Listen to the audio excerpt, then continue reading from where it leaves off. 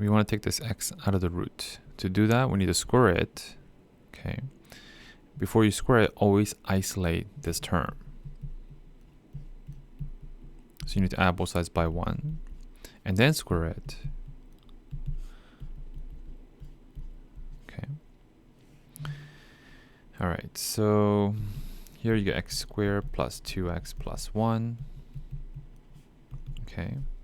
And the reason why we couldn't square from the beginning is look at the way square expands. You get 3 terms, right? You get 3 terms here if you square the left side the way it is, which will actually introduce another square root expression. You don't want that. That minus that is positive x. That minus that is minus 2. So this will factor to x plus 2 and x minus 1. So x equals negative 2 and 1. When it's negative 2, okay, when it's negative 2, you get 0 on the left side and negative 2 on the right side. So that's an extraneous root.